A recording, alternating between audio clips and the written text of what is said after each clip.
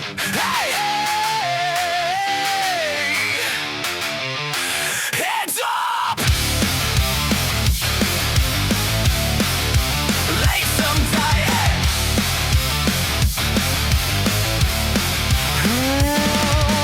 Feet hit the trail. Heartbeats race. Dust on my jacket. Wind in my face. Not about to finish. It's who you find along the way. Every blister, every sunrise, every hard and beautiful day. Head first into the unknown. Let's go chasing trails, yeah. Chasing trails, yeah. Every mud pit, every stone. All right. Welcome in, everyone, to another episode of the Chasing Trails podcast. We're back after a little vacation break. It's good to have you. It's Brandon and Jeff here. Thanks so much for tuning in. Chasing Trails podcast is brought to you by our good friends at St. John Trail Running, Funding Coast Counseling, and Resilience Through Fitness. Check them out. We love those guys. Thank you so much for supporting the show. Jeff, it's great to be back on the mic with you, man. It's been a minute. It's been Are a you feeling minute. rejuvenated? Are you feeling like so rested up after your vacation week? I wouldn't say rested. Like I feel more rested because we came back on Saturday instead of Sunday because of the big rainstorm that was coming. Yeah. We spent 3 nights in Fundy in an authentic. Now, I don't know if any of you guys know what an authentic is, but for They're those of you who don't know, they're pretty awesome. You know what I Are mean? they? Like Sweet. it's a canvas rubberized type massive tent that's on a platform with lots of space for bunks. Like you can easily put, well, there's mattresses for 6 people. Yeah. We had 8, of course, in ours, but 2 of them don't really count. Like Vera was on a cot on the floor that's small. She's only 3. Mini She's- bodies. Yeah. Mini and the bodies. baby was in a playpen, and there was still lots of room with the table and the bench that's there and the open floor space. And so Yep. but the best part about it was it rained straight pretty well for 2.5 days while we were there, and hard at night, and we were dry as can be. There was Nice. no water anywhere. Like if we had been in a tent, man, it would have been a miserable vacation. And we did book an extra tent site because Hottie's sister, like all of Hottie's family was there, all the cousins. There was 18 kids on bikes terrorizing the Shinnecock. Anyway, Biker gang running through Fundy. between campsite, whatever numbers they were, with the authentics, we had 5 sites all in a row. We used 4 of them, and there was 18 kids cruising from there to the playground, like on a regular basis on their bikes. That's awesome. Anyway, we kept them, in reins as best we could, but it is what it is. But yeah, they had a great time. Like the kids were always gone on their bikes having fun, and it was like I went camping with no kids except for at bedtime. Wrangling them into bed was tough, but yeah, the authentic was awesome. We didn't even use the extra campsite that we booked. We thought we were gonna have to put some kids in a tent across the way because Brenna's family has 8 and our family has 8, and the authentic said 5 to 6, and we were like, ooh. And it looks small in the pictures, but it's way bigger than it looks. It's pretty spacious. Yeah. Yeah, pretty spacious. So we were quite pleased with it. It was nice not to have a tent because it rained so much, but the rain didn't stop us. Like, we set up some shelters. We still, cooked as a family, and it got together and had bonfires and did all the stuff you'd do camping. We went and got some sticky buns 2 of the mornings. Oh, so good. And I feel like they've changed over time, and they're not quite as like amazing as I remember them. There's a little less sauce on them than there used to be, I think, but still really good. When you go down there and you buy them when they open and they're still hot in the bag, and you bring them back to your campsite, The and you have best. coffee and cinnamon buns for breakfast. Oh, the best. It's pretty good. Yeah. Worth the price. The price never stays the same either, man. They just keep getting more and more. But you know what? It expensive. felt cheap because someone had told me they were like $30 for a half dozen. So I was like, whatever, I need 2 dozen to feed the family. So I went down to kind of surprise everyone second morning, and got 2 dozen cinnamon buns, and it was $54. And I was like, oh, that's not bad. Like that feels cheap. I was ready to pay $30 for a half dozen. So that's not a bad deal. It was cheaper, twice the price. But yeah, so that was good. We all brought our mountain bikes. I had my old bike there, and I forgot to set my watch, as dumb as that sounds. I haven't mountain biked in 10 years or more. And we went out to the pump track and had a great time out there. And then we went, climbed up the mountain to, it was like from where we were, it was like 95 meters of climbing. And then we did over 300 meters of descent, like straight down through the whole park on the trail, the Hastings Road Trail. Wow. There's some black diamond trails in there. And we took 10 kids with us, 8 kids with us. They all came out live? My daughters had never mountain bikes ever, and Amelia had Gators on her bike, road tires. Like they were hybrid tires, but they were pretty roady. Anyway, I was like, if you want to switch bikes, like you can ride my bike, at least have mountain bike tires. I'll ride yours. And she didn't want to do that. She wanted to try it on her own bike because she's like that. But yeah, man, everyone came out. There was a couple bails. Like I watched Adeline bail out around a corner and put her bike down to the ditch, and another kid put his bike into the ditch pretty hard, but they all got up and brushed themselves off. And they knew, like, we were in the middle of nowhere. Like, they had only one choice. It was to get back on your bike and keep going down the hill until you got to the bottom where there was trucks waiting to pick us up, so we didn't have to bike back up. Oh, and brilliant. That's the way to do it right there. That's all it was. But, man, I had so much fun going downhill mountain biking, and it kind of ignited a little bit of the, like, hey, I got Woolstook Park not far away, and my front derailleur on that mountain bike's broken. Now, my brother-in-law didn't tell me that when he brought it back to me at the camp. That said, it had been sitting in a shed for 10 years, and it's not his fault the front derailleur broke. Like, right. I'm sure the wires just rotted off. He had it for the last couple of years. I lent it to him because he didn't have a mountain bike. So anyway, all that to say, we had a great time in Fundy. And then we finished the week at a cottage in Pugwash with my family, with my parents, which we did stay in a tent for 2 nights with the kids because the cottage was pretty small. And that's why we came home early, because they were calling for 58 millimeters of rain in Pugwash Sunday. And I was like, I'm not staying for that. Nope. I'm going home before that comes. And so we packed her up on Saturday and headed for home, and got back here just before it started raining here in Hainwell. Actually got unpacked. So yeah, great. Yeah, it was restful, not so much. Lots of fun with the kids, absolutely, and realized that I could still handle a mountain bike reasonably well. So maybe I should consider doing some of that again at some point. Well, there you go. This weekend I got into the whole. I got caught up in the hoopla of the Mackay Blueberry Stand competition. How did that go? Now you're sick with a man cold. I blame blueberries. Yeah, so now I'm like, okay, so I can never have just a normal run at Rockwood Park. Certainly not Rockwood Park. No, man, like it, honestly, we joke, we're gonna have a conversation with Marc Gallant in a second, but I joke about it, but like I get the ickies every time I go to Rockwood Park. Like I'm just like, man, there's something about this place that just bad mojo or something. I don't know. I can't. It gets you. Yeah. It just gets me every time. I'm like, I don't want to be here. I don't want to run in here. But anyway, I gave it the old college try, and so I can't find my way around anywhere, which is half my problem. And so I put the map, like the GPX file, I put it on my watch. And I was like, I'm just going to follow the course. And that's, I can do that. Like it beeps, it tells me when to go. But the problem was that like I had a setting on my watch that would the battery would shut down. Like it would just stop. It'd give me a little 30-second countdown, says going into battery saving mode. And then it would just turn off. And so the first time I didn't know what was going on, and it just turned off and stopped. So I had to restart the whole thing again and keep going. And so every 5 minutes or every 3 minutes, I don't know how long it was, I would have to just keep looking down at my watch and hitting the button, and it would just go back. Like, so it was just, if you hit it before that 30 seconds went off, it would be fine. But like, I can't take my eyes off the trail or I'm going to break my ankle. And so I'm just constantly like trying to hit my thing and trying to not fall or hurt myself. So close to Looney Loops. And I have my Strava. I turned on Strava. It's because I was having enough of that foolishness. I'm just going to track it on Strava, and then I'll have it there.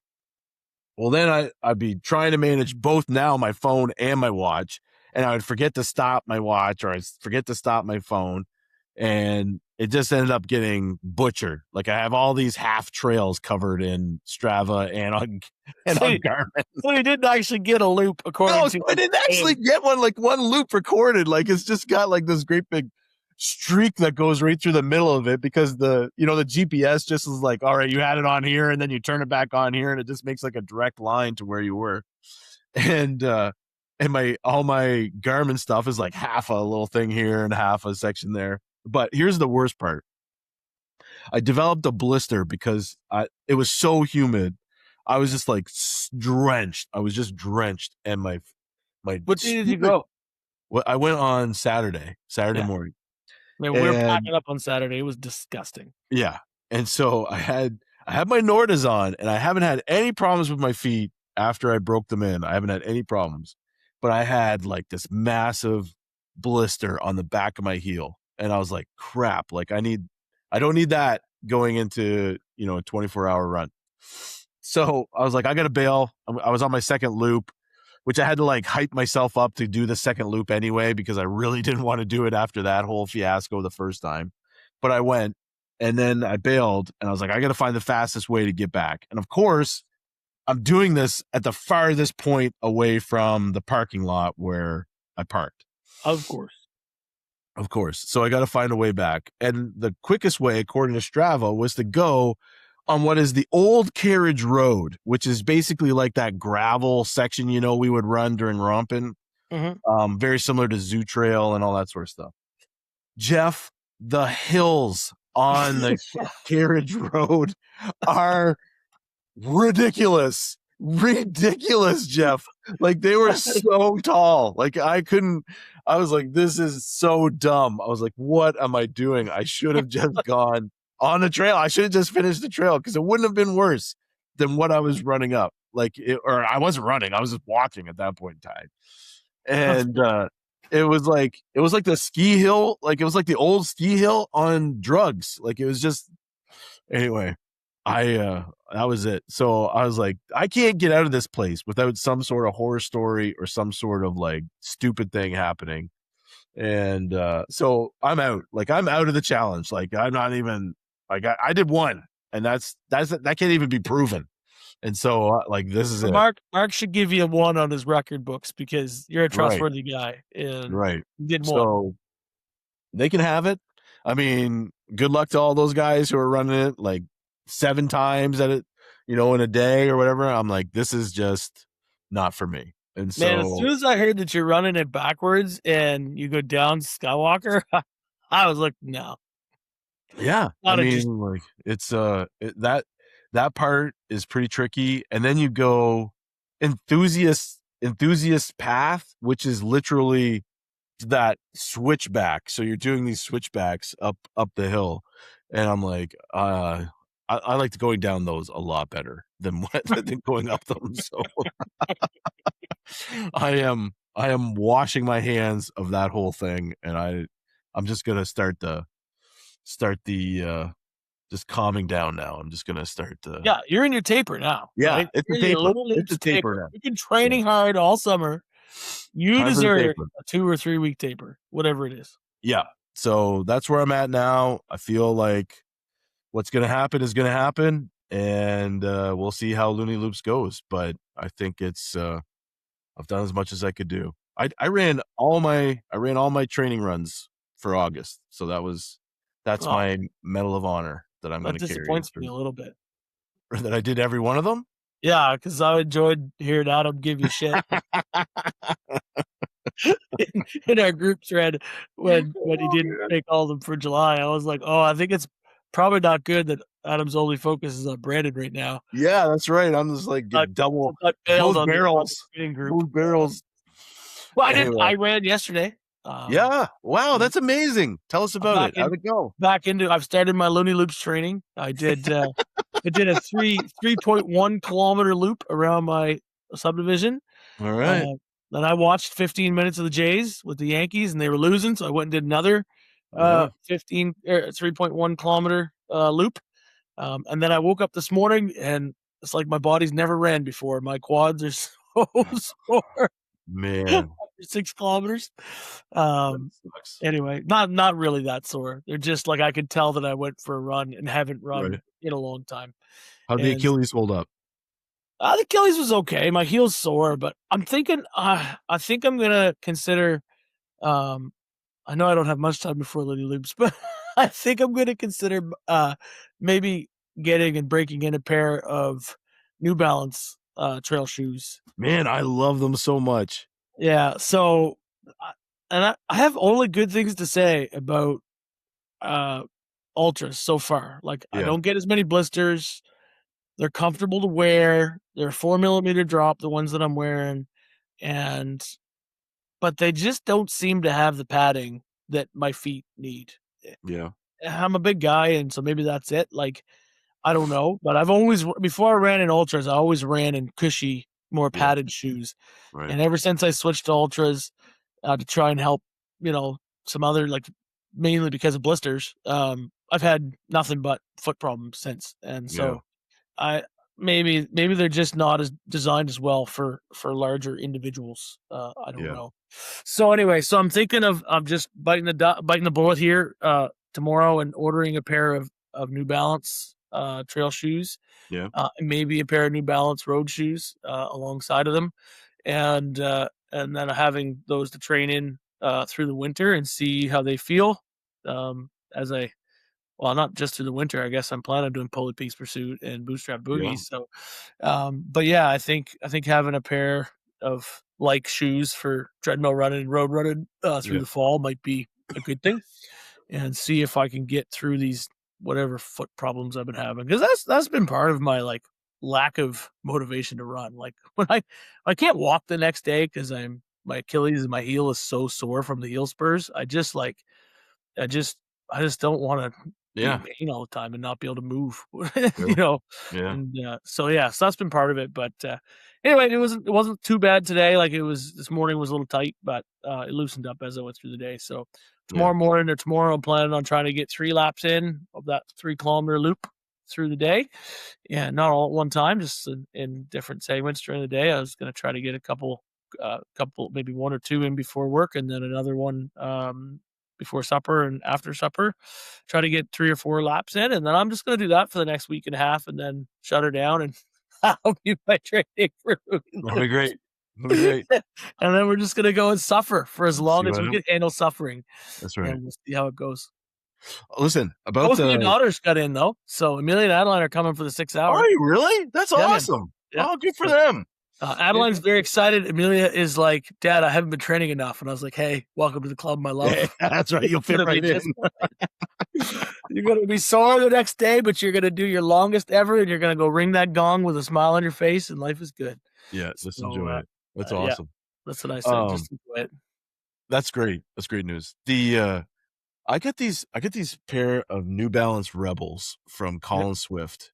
Yep. And I was bragging about them to you. I love them so much. They remind me of the old Triumphs. Remember when we had Really, the eh? Triumphs? Like they were that kind of cushy.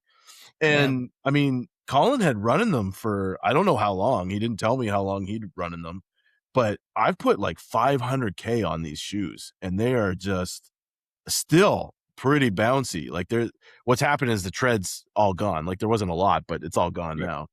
But I was like, and I was asking you, I was like, man, if I could find a trail shoe like this road shoe, I would be so thrilled. And then you were telling me like, hey, there's a Rebel version of the trail shoe Yeah. or the road shoe. And I was like, man, I that's my next buy. Like that's the next one I'm going to buy. Cause I just think if it's like anything like the road shoe, it's going to be Yeah. phenomenal.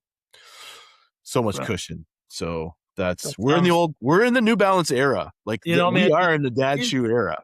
my wife asked me the other day, she's like, "How come you've never tried New Balance? They have like a 4E wide. Like they gotta be wide enough not to give you blisters." And I was like, "Because they're old man shoes. Like I just I couldn't bring myself to buy them." They're sick 'Cause looking though. Like some of them now are I was looking really on a website, I nice. was like, actually they're not bad. These are cool shoes. I had this vision of like these clunky Velcro New Balance shoes, like I know. the 80-year-old dude who has Velcro Right? New Balances walking around the mall doing his laps around Yeah, man. at 8 o'clock in the morning. Like that's what I thought I was gonna be immediately upon having New Balance shoes. but I guess I've become that anyway in not running at all. Yeah. so, Yeah. so I guess maybe I'll do better with some more When I padding. went to the foot doctor to look at like I had some problems with some nerves in my feet. Yep. They asked me, they're like, "What are you running in?" And I told them New Balance, and they're like, "That's perfect." That's all they recommended was like run a New Balance, and everyone in the practice was in New Balances. I was like, "Oh, I guess they're really taking this seriously." And they said they're the best for your feet, and so I'll Yeah. trust what they said. Well, you've sold me now. My wife's gonna Man, yell at me tomorrow for spending $500. do it. I don't want to see them. They're gonna look Yeah. so good. Yeah. You're gonna run I'll so show up with fast Looney now. You got Loops. new shoes. I'm gonna show up to Looney Loops with 2 brand new shoes of Right. New Balance and my my Ultras, and then I'll have first time ever shoes to change into when they get wet and sweaty, which everyone has told me to do for the last 3 years. I just haven't listened. Right. And so yeah, I'm gonna come the most prepared with the least training. That's that's my goal. Yeah. Well, I if we could get a shoe deal, I would go with New Balance in a second. I'd be like all over that. That would be so good. I'm gonna tag them in this episode and Absolutely. make sure that someone from New Balance, would you please just love on these dads? Get Jeff his shoes. Get me some shoes. We'd We be have all feet over that. problems. We need you. That's right. We need you. Anyway, we'd mow the lawn in them after. Like we would do it after, once they wore out, we used them to mow the lawn. But anyway, New Balance, we love you. Yeah, so today we've got a show. We've got someone we still have a guest. We still have a guest to get to. Which is a great guest, Marc Gallant. If that name rings a bell, you may have heard him at Rompin' Rockwood, where he was involved with a lot of that organization and took on the director role there for a little bit. Now kind of helps Mark behind the scenes with a lot of that stuff. And is also, an accomplished runner in his own right. And so he recently just finished the Western States.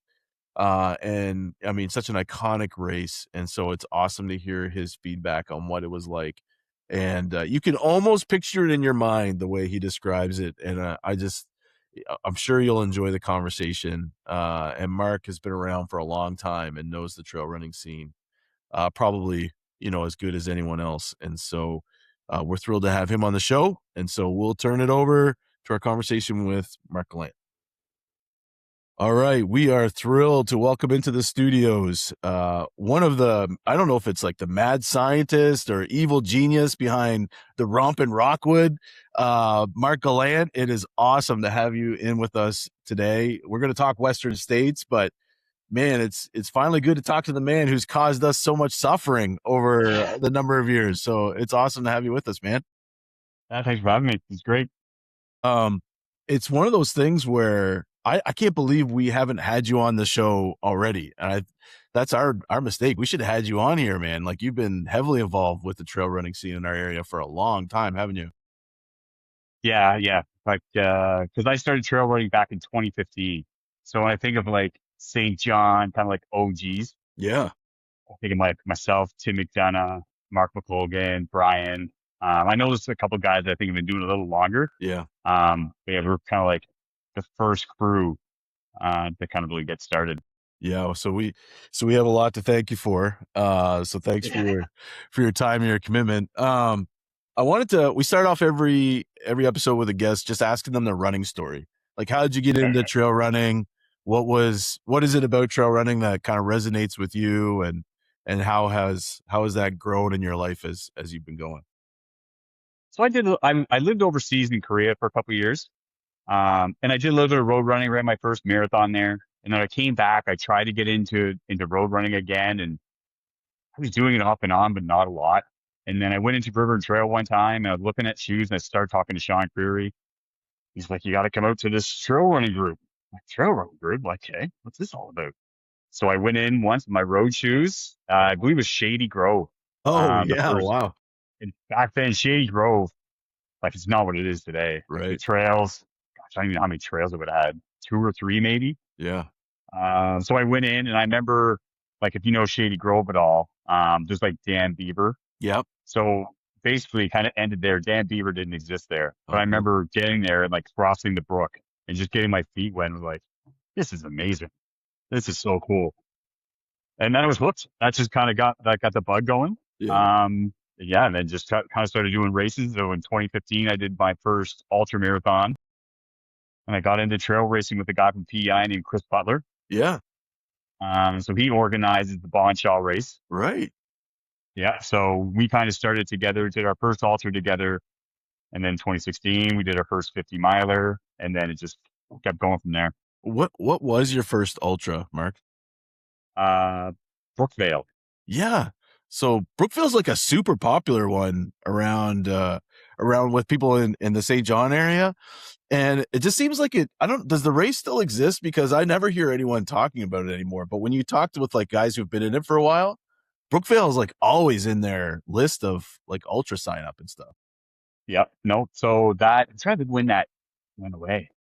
I want to say 2018 or 2019 was the last running of that race. Oh man, yeah. So oh my gosh, I'm gonna forget. Sean McCardle, I believe he was the one who started it, Yeah. and then he passed it on to a group, and they just they did it for 1 year, and then it kind of just faded away. Yeah. But no, it was a good first ultra. Yeah. In PEI where you think it's probably flat, but there's some good climbing in Right. at Brookvale. Yeah. Yeah, that's right. Because we had Sean, I think, on like maybe our first season, and he was just talking about it. And it seems like so many people were involved with it originally, and then it kind of went away. But so how did you get into actually directing Romping Rockwood? Like, tell me that story. You went from trail running to actually, hey, let's organize this thing. So I didn't start Rompin' Rockwood. So the mad scientist behind the race was actually Brian Gagne. Oh, right. Yeah. Oh, that Brian explains started a it. lot then. That does explain a lot. Yeah, it does. Yeah. Yeah. So no, that definitely, I can't take any credit for that. Right. So basically he was kind of just looking to pass the torch. And so at the time he was working at River Trail with Sean Creary. And he approached Sean to see if Sean wanted to take it on, and Sean accepted. And then Sean basically brought on a group of people. So at the time, there was myself, Daryl Steves and his wife, Ellen, and then Boone Keck was on board with myself. Yeah. And then so it was the five of us, and we ran right up to COVID. And then obviously COVID happened, and then Rompin I think we lost 2 years, Rompin then. And then Boone and I had it for 2 years, and then we brought Marc on, and Marc's just completely blown it up in a great way. Like it's such a cool vibe now. Yeah. I'm pretty sure my very first Rompin, I did 10K, I think. I'm pretty sure it was with you and Boone. I think that was the very first one. I remember you getting up and telling us all about it. I wasn't nearly as prepared as I should have been for what I was about to experience. And so it's forever etched in my memory. Even just this weekend when I was running through there, I was like, oh man, I still feel like some of the trauma from what I went through the last time. So I'm like, man, it's such a great race though. Like it's such a big part of our season. And so you did such a great job carrying the torch. I think that was really awesome. Oh, thank you.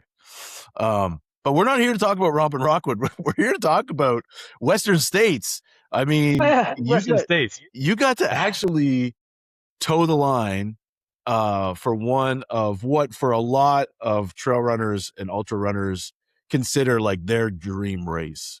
And it's just such a historic race. It's got so much attention, and the competition is always so great. Like when you're there, when you're at the starting line, like what was that feeling like for you? It was neat. It was super neat. Every race I do, like the nerves are just going crazy. Yeah. But Western States was really cool. So when it started, like any other race, like I show up, go to the start line, it's all good. And I had a couple friends there. So again, Chris was there with me, and Brian Head. So they were there kind of pacing, crewing me, throughout the day. So when we got there, thankfully we had a pretty good parking spot. So it wasn't too far. Get to the start, we're kind of talking, joking around, having a good time. And I realized when I got out of the car, I was tying my shoe and I put my handheld water bottle on top of the car and went to the start line. I'm like, oh, I forgot my water bottle. So it's just a rough start Yeah. to kind of like the nerves and everything. And as soon as I realized I forgot my water bottle, like Brian had in his slides, just booked it, just took off. And thankfully we had enough time. But that just added to the stress. So Yeah. the start was a little different than like usually I've got everything kind of prepared and organized, but that just added to the stress. But yeah, just the vibes at the start is so cool. It's packed. Like it's a pretty small field and just everyone's there. There's so many people there just watch the start of it. Like first 6 to 7K as you're climbing the escarpment, it's just packed full of people. And it was a rough year, like temperature wise. Yeah. It was cold. It was windy. They usually have a tram that kind of goes up the mountain where a lot of people can go and then hike to the top of the escarpment and see all of like the leaders and everyone come up. And it's mayhem up there. But it was so windy they couldn't even run the tram.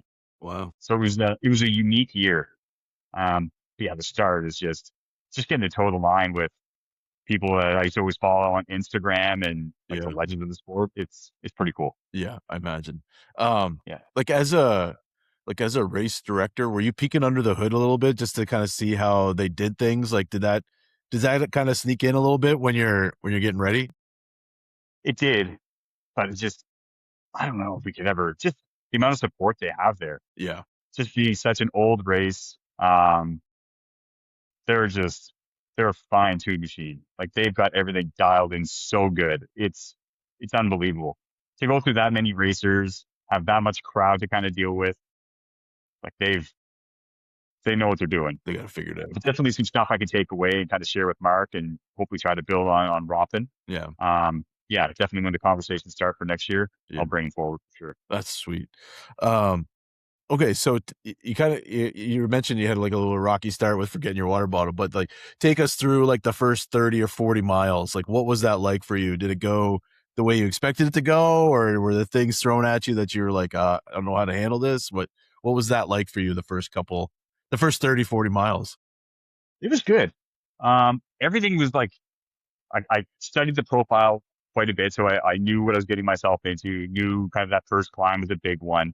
And I have to pace myself, can't go too hard. And then once I got to the top, it was just, the views were just amazing being up in the mountains. So I looked around a lot and kind of took it in. When I hit 50K, I was right on point where I thought I was going to be. So everything was going good. The only thing that I didn't prepare for, I did prepare for, but didn't expect was my quads to start going between 30 and 40 kilometers into the race. Yeah, wow.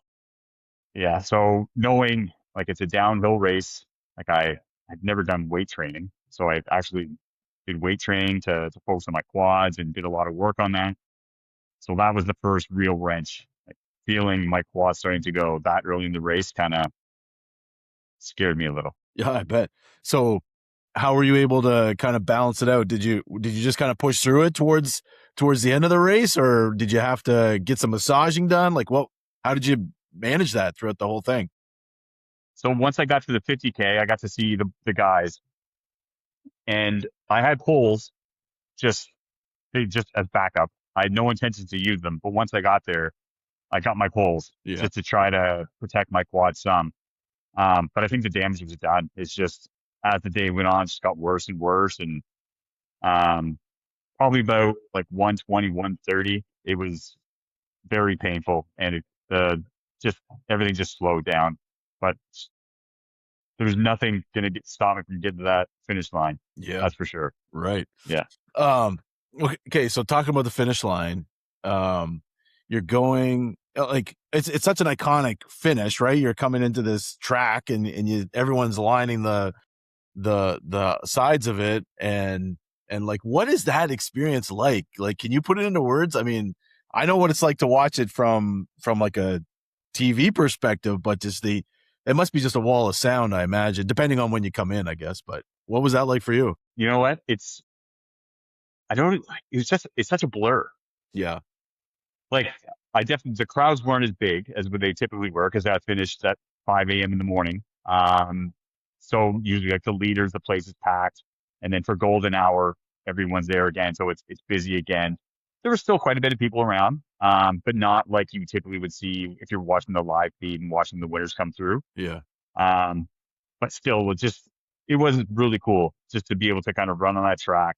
My daughters were there with me, so they got to run on the track with me, which is super cool. Yeah. And just to hear them say my name, it was pretty surreal just to know that, after chasing as long as I did, I finally got to cross the finish line. Right. Now, a little bird told me at a wedding I was at the other day that you were trying to get under 24 hours to get that special buckle. What was your finish time? They wanted me to make sure I ask you, like, what was that like not making the that time? So I feel like this is still like a fresh wound. Oh, sorry. I'm poking the wound. No, Sorry. dude. Yeah. So my finish time was 24:22. Man. Yeah. That's So wild. I finished. So when you come to the end, to Roby Point, you have 2 kilometers from that point to the end. When I got to Roby Point, I had 6 minutes left to get to the finish line. So I knew I'm not running 2 kilometers in 6 minutes. Right. Like that's just, even on fresh leg, there's no way I'm doing that. And at that point, I realized I'm not hitting 24 hours. Yeah. So then it was kind of just like a death march, walk of shame kind of thing to the finish line. So I think it was my slowest 2 kilometers the whole race. Man, 24:22, man, is so impressive. I just got to throw that out there for everyone to hear. Like, thanks. it is just, it needs It's to be said. impressive. And can you imagine trying to sprint 2 kilometers, like, which is basically what you'd be doing at a 3 minute per kilometer after 148 kilometers of running, or 158 kilometers of running. Like that would be insane, but still impressive nonetheless. And Mark set us up for a fresh wound there. Yeah. You blame Mark for that one. It Yeah. had to have been him. Yeah. Every time I see him, he's just driving that screwdriver in. Yeah. Glennon said a little blurred, but after you said it was a fresh wound, I don't mind outing him. It's fine. Right. Yeah. Yeah. So as you went through the course, Mark, like what were some of the highlights for you? Like, I mean, there's such like iconic spots to the whole race. Like, I mean, you could say the whole thing, but were there some spots that kind of stood out to you more than others that you were just like, this is amazing. This is Western States. The river, even though I was probably my lowest at the river, Yeah. the river was cool. It was super cold. Just watching on the video, I just figured it was going to be kind of nice and flat, like just walk through the river, but it's not. There's big boulders, so you're stepping way up. So you're basically, the water's about your knees, if not lower, and then you're dropping right down. So then you're up to past your belly button, up to your chest in water. And yeah, it's cold. It was refreshing on the legs, but that was, getting the glow stick around my neck, and I opted to wear the life jacket because I didn't trust myself at that point to not flow down the river. Right. That was a pretty cool spot. Yeah. Neat. And just all the canyons was really neat. In a way, I'm sort of glad it wasn't the heat that you typically would get through the canyons. I think the high was 26, where usually it gets between like mid to high 30s, low 40s kind of thing. But that was cool. The way I envision kind of the canyons, or the way I describe it, is if you've been on the footpath and like those tight, like steep switchbacks, it's kind of like that going down into the canyons, but like on drugs. It's just, it goes down just a long time. That was super cool, just being there through that, and not so much cool, but just the wildfire devastation that they get there on a regular basis. Like, they've had a lot of damage to that course by wildfires. Yeah.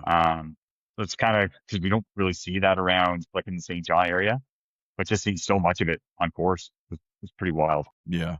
It's, I mean, the course itself is like a part of the story. Like, it's a character in the whole thing itself, right? Because sometimes there's still snow, like other times it's like 30 degrees and everyone's, sweating to death. And I mean, just the parts of the course itself can make it I think it adds to the aura of the whole thing. And so did you feel that as you were going through, like the course itself seems to be really a part of the whole story of it?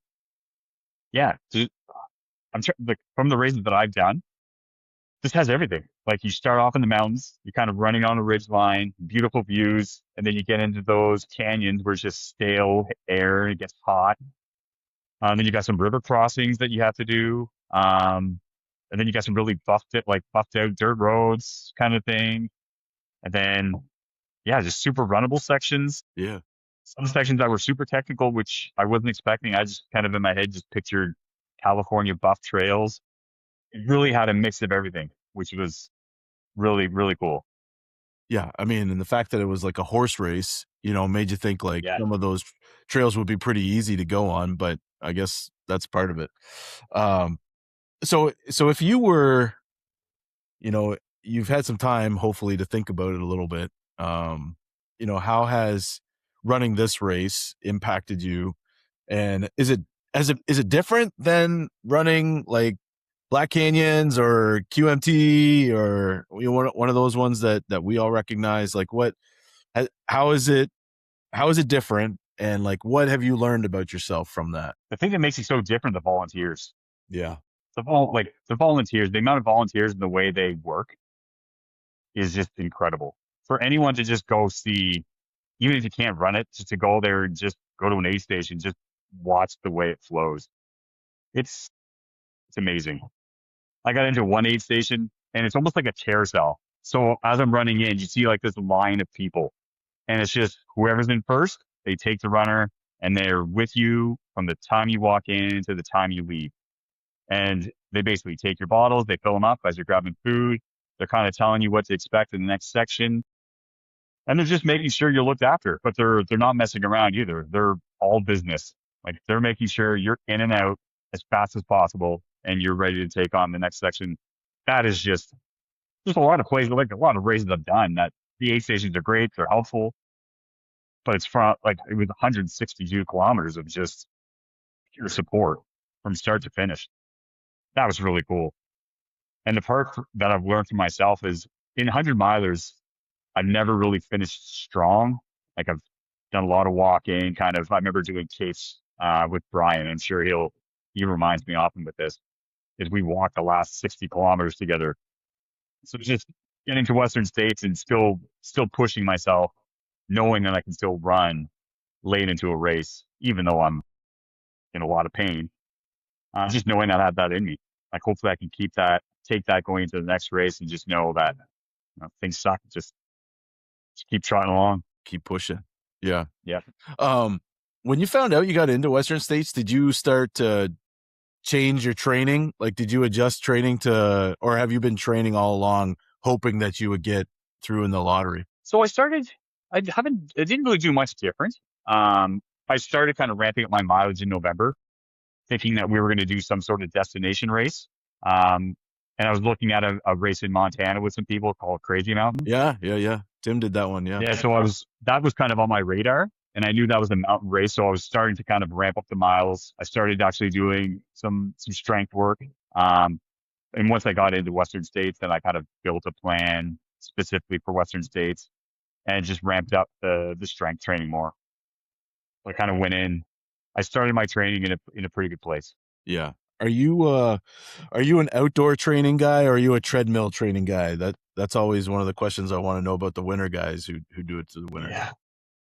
Before I got a treadmill, I would go out in any conditions, but I'm definitely a fair weather runner now. All right.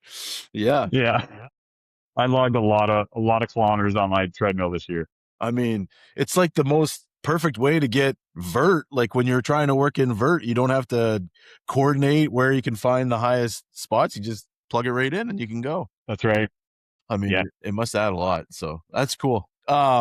Last question for you. What did you run in? What were your sneakers that you ran in? So they were almost all Hokas. Okay. So I ran in a couple pairs of Challengers. Yeah. I used Speed Goats. And then for the river crossing, I brought like an old pair of Solomon Sense Rides. Oh, nice. And I went in. They were all ripped up.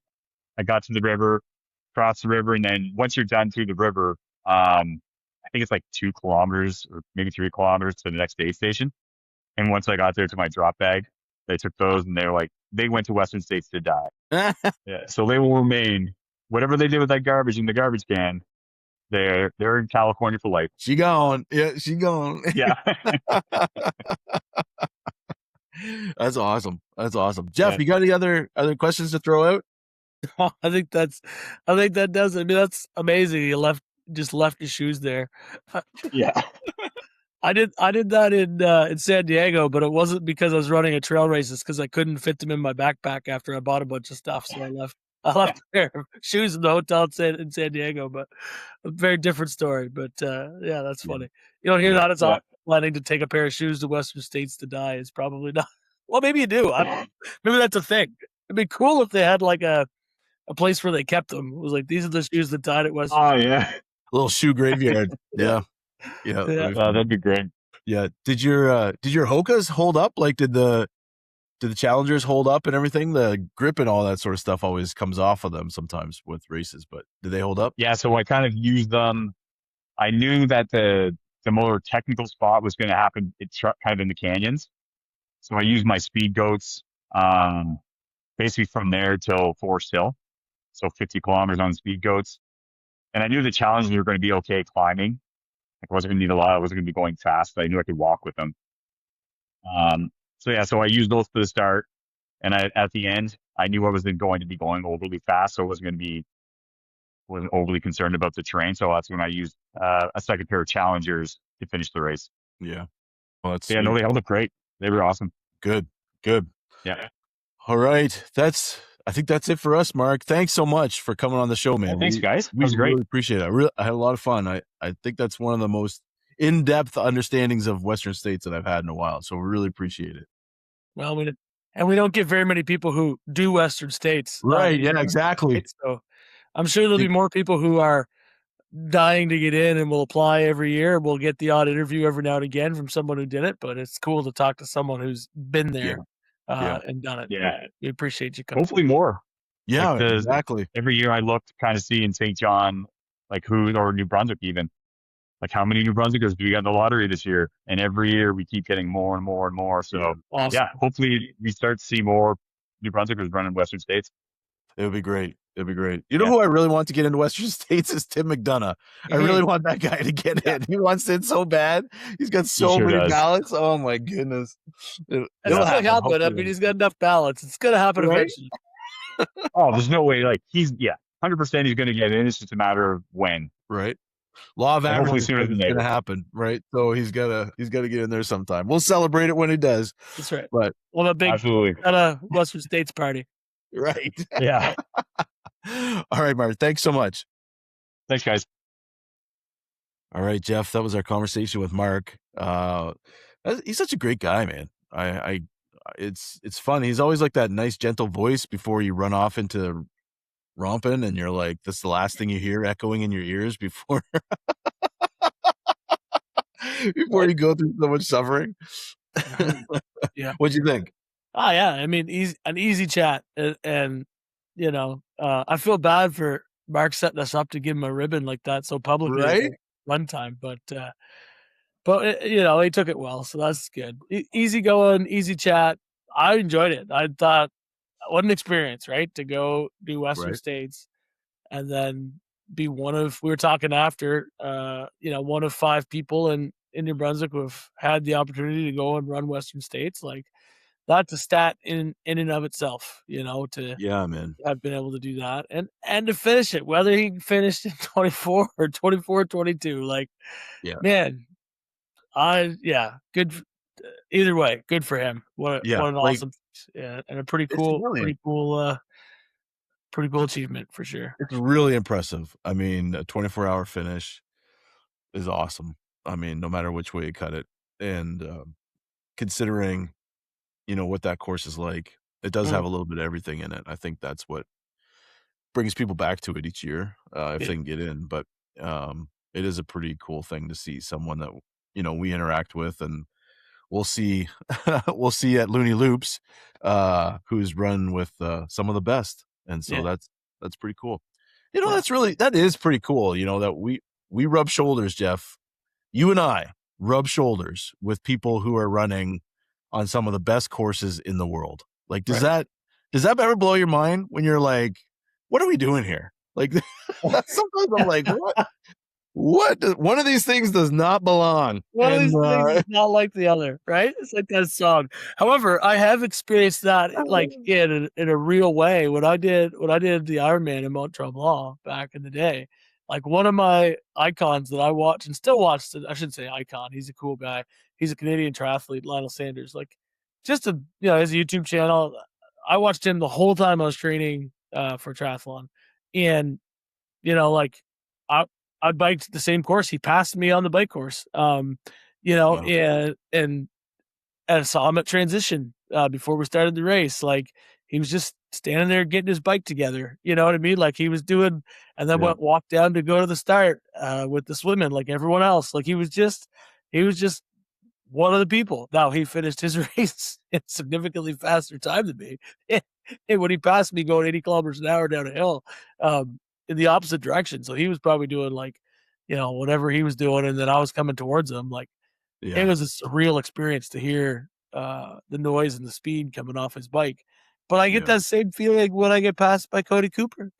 I'm like, what am I doing out here with this guy? He's crushing it, Yeah. him and even Kelsey, like Yeah. just people who are, as far as I'm concerned, pretty impressive runners, professional runners, and or could be, and here we are, just out there hanging out with them, and like Mark, they just treat you like a normal dude, and it's great. Man, for sure. And that's the thing, right? Like that's the beautiful thing about trail running is that here we are rubbing shoulders with people, definitely different physiological makeups, but we're all just trying to give her as best we can, and that's something to celebrate. That we can. Sure, we get passed all the time, but it's one of those things where you get to actually have a chat with someone who's, a pretty friggin' awesome runner. So we didn't ask him because it was after the recording, but he's doing loony loops, and we should have asked him if he's doing the 24 or what he's doing. Because I would think he's probably still got some fitness stored up. Maybe he's going for that 100-kilometer 24-hour loony loops wall of fame. And, get his name on the flag. Yeah, for sure. Are you gonna get your name on the flag, Jeff? I tell you, no, I don't think so.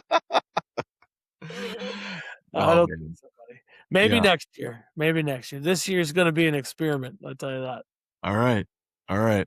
Well, with that in mind, folks, we want to just say thanks for listening, and we appreciate you guys liking, following. If you can support the show, helps get the algorithms working in our favor. We're creeping up to 1,000 followers on Instagram, Jeff. We're getting there. I've literally, in my spare time, have just been going around and following like every ultra race that I could find on the thing. I wondered why we were getting messages from like Hoka and UTMB trail races. I was like, I don't remember following them, but that explains a lot. Yeah. And like half of them will follow you back. So we're like, that's how I'm contributing. Like we're just keep following enough people, and eventually I do get some weird looks though. Hoka Insider the other day, I was like, what? Are we that cool? And then I realized they sent that to a lot of people. Yeah. The thousands. I thought they thought we were that cool. Right. Anyway, we aren't that cool, Hoka. Look us up. Yeah, I haven't been brave enough to start following like the women in trail and all that sort of stuff. Like I've tried to stay. That'd be just creepy. Like guys following all these women's trail running things. So I was like, I haven't broached that topic yet, but we're missing a huge market. If we had had like some gender diversity on this show, we could have hit up those ones and got to 1,000 easy.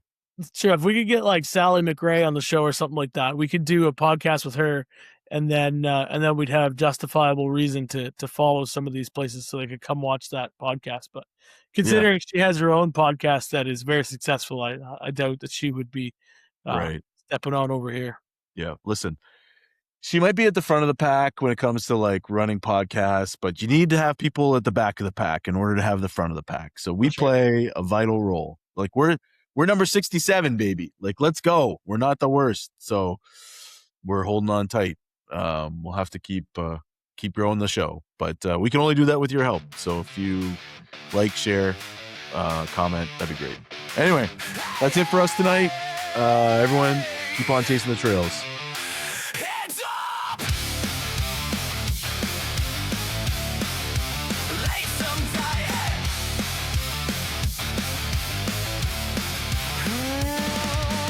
Feet hit the trail. Heartbeats race. Dust on my jacket. Wind in my face. Not about the finish. It's who you find along the way. Every blister, every sunrise, every hot and beautiful bay. Head first into the unknown. Let's go chasing trails, yeah. Chasing trails, yeah. Every mud pit, every stone, we're gonna run and leave it on the road. Feel it, feel it.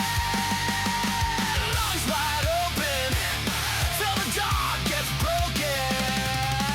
Head first down the single track. Chasing trails, let's go.